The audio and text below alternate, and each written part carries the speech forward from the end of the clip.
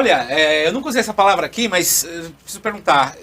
Enquanto o André Werneck ou os parceiros da Ação Livre não ouviam a música, teve um momento eureka assim, de vocês que você, pô, a gente acertou nessa música. Vocês tinham alguma sensação positiva, algum sinal que diria que estava pronta mesmo? Olha... Vocês mexeram... E outra pergunta, vocês chegaram a mexer na música depois ou ela andou do jeito que foi? Algumas a gente mexeu depois, mas não, assim... Não, mas a Can't Get Over que tá perguntando. Você tá falando da Can't Get Over só? Nesse momento é essa, mas fica à vontade pra... Cara, assim, é difícil você... É uma pergunta difícil. Como é que você vai dizer que uma criação sua é ruim? Né? Não é questão de que o Cacildo seja ruim, é questão de que a gente não sabe o que é o sucesso. Mas eu tenho uma novidade pra ele. Que a Can't Get Over, o que você ouve lá é a voz guia. Isso. Né? A voz da Can't Get Over, que você ouve hoje até hoje, é uma voz guia.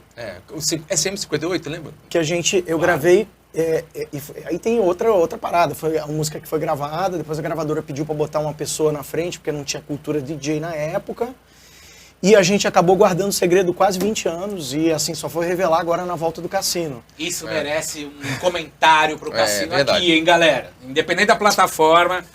Mas peraí, a voz guia significa que foi com o máximo de espontaneidade, né? A gente tava gravando a guia pra poder marcar a música. Tipo, isso aqui, canta aqui. Não tinha tempo, né? A gente não teve tempo. 40 minutos pra compor um negócio, a voz tinha que ser a guia pra ir pra lá. Mas compondo, a gente tava escrevendo a letra e gravando, pra não esquecer, foi cara. Assim, então, foi assim que foi a voz da música. Praticamente o primeiro take, como ela foi composta, a música que tá aí hoje, até hoje, que a galera pegou agora... Ano passado completou 20 anos. Isso não tá no livro, cara. Não tá na... Isso meu Deus, cara. Eu tava falando um negócio do que a gente não sabe o que é o sucesso, porque depois de tudo isso, veio o meme, né, do Cassinão, né? Eu tava falando outro dia, acho que contigo que eu tava conversando, falei assim, cara, é engraçado que quando as coisas estão acontecendo, que vão ser coisas marcantes na vida das pessoas, a gente não sabe. A gente foi fazer lá o Gilberto Barros e não sabia que aquilo ia virar um meme anos depois, né? Eu saí puto aquele programa que eu falei assim, pô, todo mundo foi filmado, menos eu. E assim, eu tava lá no canto. Eu saí do Rio, você morava no Rio, né? Foi um momento histórico. Foi um momento histórico. Music, foi, cara. Histórico. Inclusive, você falando isso, né, me fez lembrar de uma frase que é do Andy. Eu não imaginava onde a música podia me levar. Mas é verdade. Cara, vocês estão no Brasil todo, né? E de volta 20 anos depois. Você pode imaginar? A gente entrou numa playlist oficial posso falar? Do Spotify? Claro. Então a gente entrou numa playlist oficial do Spotify ano passado que a gente se abraçou, quase chorou. Porque as editoriais lá e tal. Dance Paradise. Uau. É o maior selo de... Pra você ter o Cassino, que é assim, o nome do Summer Electro Hits, representando o Brasil, que entra no Dance Paradise 20 anos depois, mano, é muito emocionante. E eu ouso dizer uma coisa, o Cassino voltou mais forte ainda, cara. Que agora a gente ganhou maturidade, experiência, ganhou um monte de coisa. Musicalidade. A gente sabe tá um som maduro. Não que a gente não esteja susceptível a erros, mas a gente sabe como evitar alguns erros bem básicos, assim. Mas a gente não tá aqui só pra acertar, a gente tá aqui pra fazer. Fazer. Quando você exportou essa música, principalmente essa, naquele teu CDR e tal, nossa.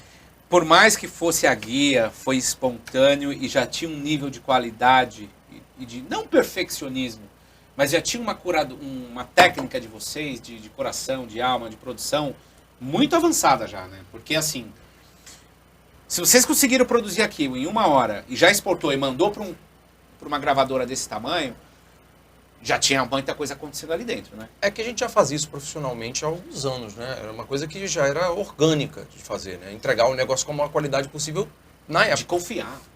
Então. Posso te contar um ponto de vista de quem via você trabalhar na época? A gente trabalhava 24/7. E suprindo encomenda. Então, às vezes, eram muitos deadlines. Encomenda de parceiros Parceiros do estúdio, clientes e... Vinhetas, jingles, músicas. Isso, a gente fazia pra tudo. Entre eles, gravadoras, que a gente já fazia alguns remixes. Encomenda de gravadora. E assim, o Ian estava num flow muito forte, muito forte. Então ele já sentava, já sabia o que fazer. E ele passou num momento a competir com ele mesmo na rapidez da mixagem.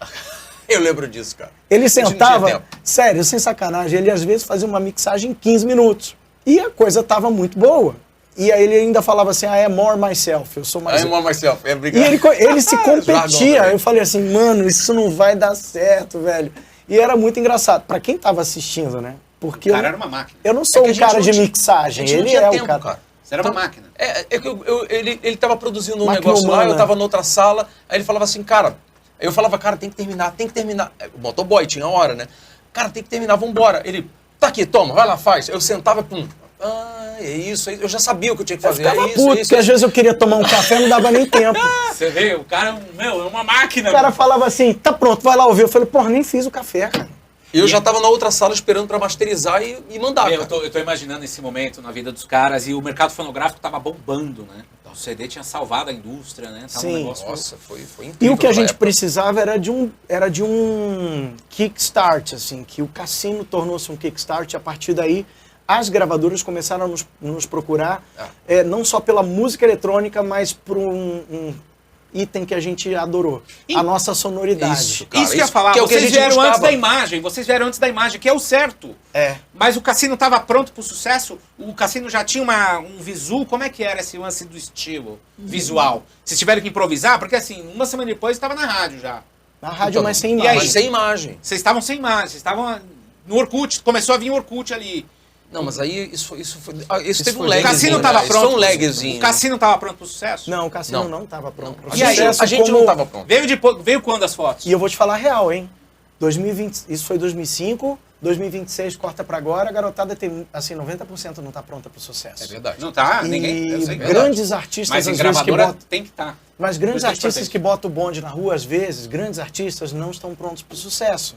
Existe um case muito famoso no mercado que foi contado para mim por um cara que é gerente de um selo, de um portal pop, e que a Isa, quando foi lançada, é um case também assim que foi mais ou menos nesse ponto. A Isa, que é artista pop, ela começou a lançar um single, começou a lançar outro single, quando chegou num momento em que os dois primeiros singles não tinham ido, e a Warner, que é a gravadora dela, chegou num momento e falou assim, a gente vai investir em um terceiro, e esse precisa ir.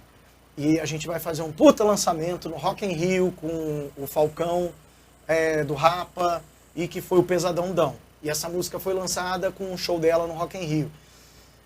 Meu, quando o negócio estourou, logo na semana seguinte, segundo essa minha fonte, falou assim, cara, eles não estavam com um escritório pronto pra ter a demanda. Todo mundo queria a Isa, todo mundo queria um pedaço, todo mundo queria conhecer ela mesmo. Então, assim, nem assessoria de imprensa, nem nada, teve que ser tudo montado às pressas. Em pior escala aconteceu com o Cassino, porque assim, a gente era uma produtora muito pequena no Rio de Janeiro, e que quando aconteceu isso, eu falei, Ian, oportunidade, ela é cabeluda na frente, careca atrás, velho. Se a gente não pegar,